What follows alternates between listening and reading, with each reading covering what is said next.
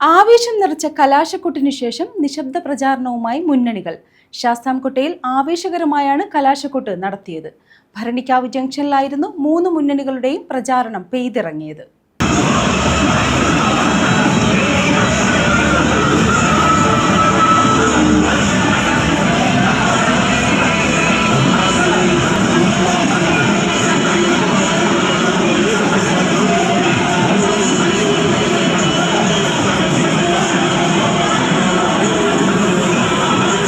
തെരഞ്ഞെടുപ്പ് പ്രചാരണത്തിന്റെ ആവേശം പെയ്തിറങ്ങുന്ന കലാശക്കൊട്ടായിരുന്നു ശാസ്താംകോട്ടയിൽ കണ്ടത്. കുന്നത്തൂർ മണ്ഡലത്തിലെ 3 മുന്നണികളുടെയും കലാശക്കൊട്ട ഭരണിക്കാവിലായിരുന്നു നടന്നത്.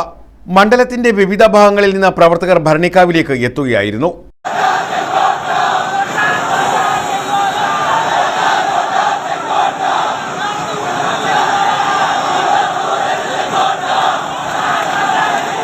ചെറു പ്രകടനങ്ങളായും പ്രവർത്തകരെത്തി.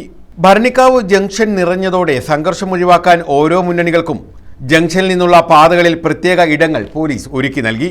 LDF-ന് അടൂർ റോഡിലും UDF-ന് ശാസ്താംകോട്ട റോഡിലുമായിരുന്നു സ്ഥലം അനുവദിച്ചത്.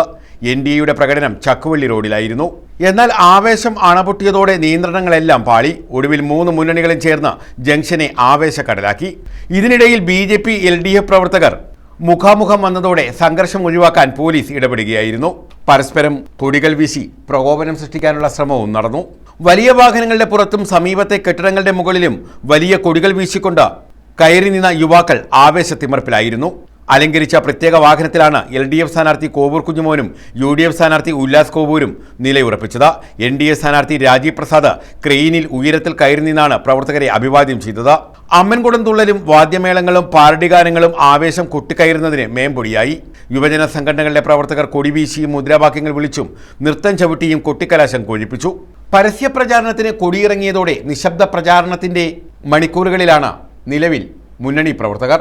വീട് വീടാന്തരം കയറിയുള്ള പ്രചാരണത്തിനാണ് അവസാന ദിവസമായ ബുധനാഴ്ച എല്ലാവരും പ്രാധാന്യം നൽകിയത്.